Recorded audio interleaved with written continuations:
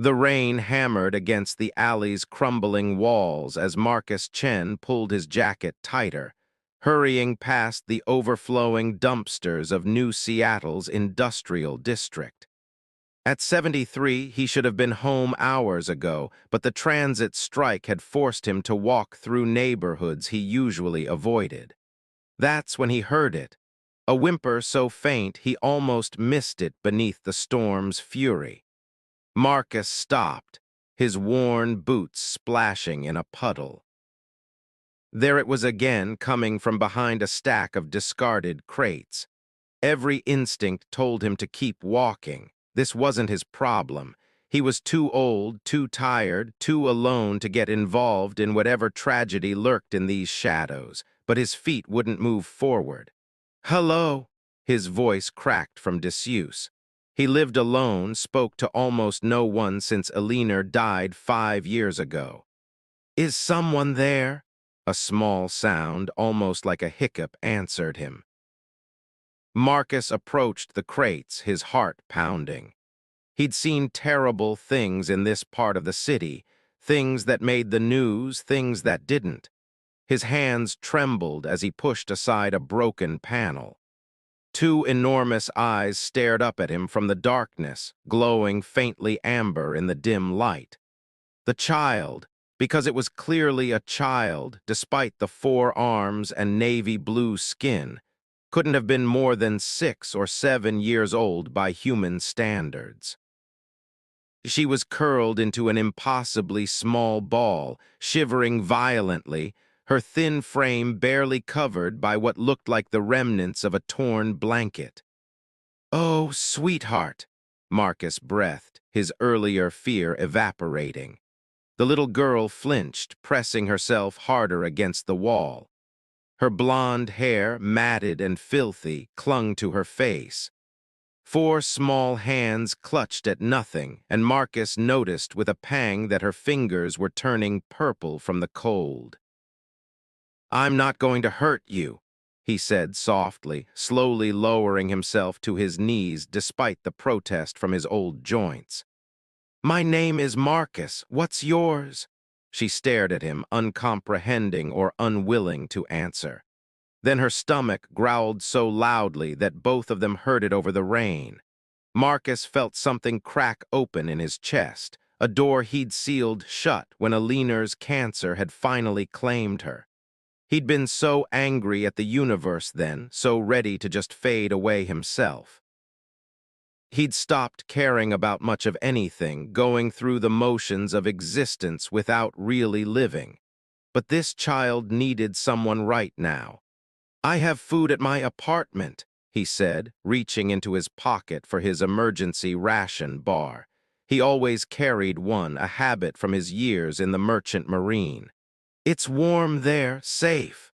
Her eyes fixed on the ration bar like it was a holy relic.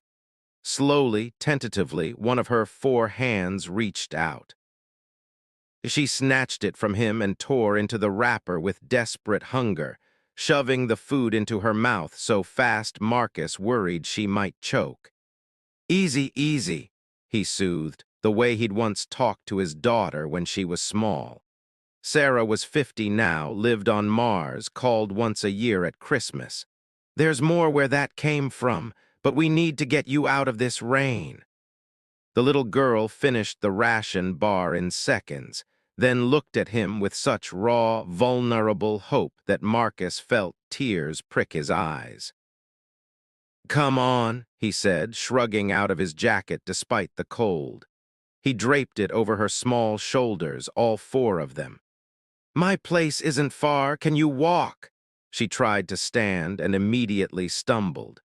Marcus caught her, shocked at how light she was, how fragile her bones felt beneath his hands. Without thinking, he scooped her up, grunting with the effort. She tensed for only a moment before going completely still in his arms, as if afraid any movement might make him change his mind. The walk home took twice as long as usual, but Marcus barely noticed. The child's head rested against his shoulder, and he could feel her rapid heartbeat gradually slowing to something more normal. She didn't speak, didn't make a sound, just held onto his shirt with all four hands like he was the only solid thing in a collapsing universe. His apartment was small, cluttered with memories and dust. He hadn't had a visitor in years. But he set the child down gently on his worn couch and immediately went to turn up the heat, cursing the building's sluggish radiators. "Let's get you warm and fed," he said, heading to the kitchen. "I've got soup, real soup, not that synthesized stuff, my wife's recipe." He heated the soup while the child watched him from the couch, those amber eyes following his every movement. She'd wrapped herself in Aliner's old Afghan, the one his wife had been knitting when the cancer made her too weak to finish. Marcus had completed it himself poorly after she died. He'd never been able to put it away. When he brought her the bowl, she took it with all four hands and drank it so fast he had to refill it twice.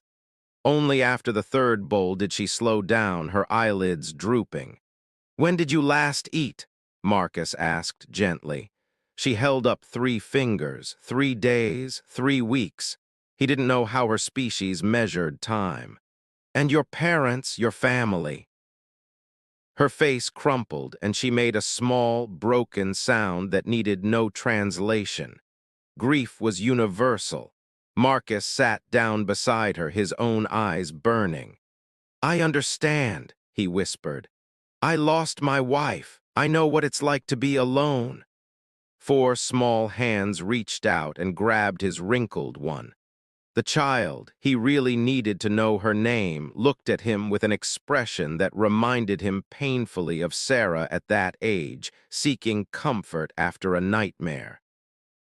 "You can stay here tonight," Marcus said, the words coming out before he'd fully thought them through. "Tomorrow we'll figure out what to do. Contact the authorities, find your people." She made a sharp, frightened sound and clutched his hand harder, shaking her head violently. Hey, it's okay." Marcus squeezed back, his heart breaking. "We don't have to do anything tonight. Tonight you're safe. That's all that matters." She studied his face for a long moment, then slowly nodded. Marcus set her up in Sarah's old room, the one he'd kept exactly as it was even though his daughter had left home 45 years ago. He found some of Sarah's childhood clothes. They were absurdly old-fashioned, but they were clean and warm.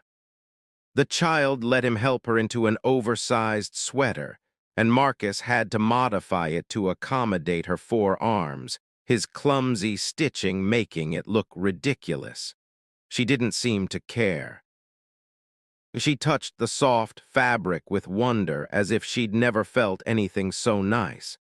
"Better?" Marcus asked. She nodded, then did something that stopped his heart. She smiled. Just a tiny thing, barely there, but real. That night Marcus sat in his chair and watched her sleep in Sarah's bed, curled up under blankets he'd piled on to make sure she stayed warm. He should call someone. Social Services, the Interspecies Protection Agency, someone official who knew how to handle situations like this. But something in his gut told him that would be a mistake. The way she'd reacted when he mentioned authorities, the terror in her eyes. This child was running from something or someone. And Marcus had seen enough of the bureaucratic system to know that being processed through it might not be the kindness he wanted to give her. Besides, for the first time in 5 years, his apartment didn't feel like a tomb. The next morning, Marcus woke to find the child standing beside his chair, watching him with those luminous amber eyes. In the daylight filtering through his grimy windows, he could see her more clearly. Her navy blue skin had a slight iridescence to it, like oil on water. Her blonde hair, now clean from the shower he'd helped her take last night, fell in soft waves around her small face. "Good morning," he said, his voice rough with sleep. "Did you sleep okay?" She nodded, then held up a drawing she'd made using Sarah's ancient colored pencils. It showed two stick figures, one tall with gray hair, one small with 4 arms. They were holding hands. Above them, she'd drawn a heart. Marcus felt something warm and painful expand in his chest. "Is that us?" She nodded again, then pointed to herself and made a sound. "Kira." "Kira," Marcus repeated, testing the name. "That's beautiful. I'm Marcus, but you can call me." He hesitated. What should she call him? "You can call me whatever feels right." She seemed to think about this very seriously. Then, in a voice barely above a whisper, she said something in her own language. When she saw his confusion, she tried again, clearly searching for the right word in standard. "Papa." The word hit Marcus like a physical blow. He thought of all the years he'd been a father, all the mistakes he'd made with Sarah, all the distance that had grown between them. He thought of Elinor telling him near the end that he needed to forgive himself for not being perfect, that Sarah loved him even if she didn't know how to show it. He thought of this small, frightened, hungry child who had no one, and how much she needed someone to care. "Yes," Marcus said, his voice breaking. "Yes, you can call me Papa." Kira's face lit up like a sunrise, and she threw all 4 arms around him in a hug that nearly knocked him out of his chair. The weeks that followed were the hardest and most rewarding of Marcus's life. He learned that Kira's people communicated partially through color shifts in their skin. Blues meant calm, purple meant fear, a rosy tint meant happiness. He learned she loved music and would dance with all 4 arms when he played his old jazz recordings. He learned she was terrifyingly smart, picking up standard faster than should have been possible. He also learned she had nightmares, terrible ones that left her shaking and crying in languages he couldn't understand. On those nights, he'd sit with her and stroke her hair until she fell back asleep, singing the lullabies Elinor had sung to Sarah. Marcus didn't contact the authorities. He told himself he would eventually, but every day he put it off. He got Kira proper clothes, enrolled her in a local learning program under a false identity he paid dearly for in the underground markets. He taught her to read human languages, and she taught him words in her own tongue. They became a strange little family, the old man and the alien child against the universe. 3 months after he found her, Marcus finally worked up the courage to call Sarah. It was the first time he'd initiated contact in years. "Dad," Sarah's voice was surprised, wary. "Is everything okay?" Marcus looked at Kira, who was coloring at the kitchen table, her skin a peaceful blue. "I wanted you to know that you have a sister now, sort of." The silence on the other end was deafening. Then, "What?" So Marcus told her everything, finding Kira in the alley, taking her in, becoming her father in all the ways that mattered. He waited for judgment, for Sarah to tell him he was crazy, that he was too old, too irresponsible. Instead, she started to cry. "Dad," Sarah said through her tears, "that's the most beautiful thing I've ever heard. Can I meet her? I could come home for a visit. I'd like to meet my little sister." Marcus looked at Kira again, this small miracle who had somehow brought him back to life, who had reminded him that love didn't end just because the world was hard. "She'd like that very much. We both would."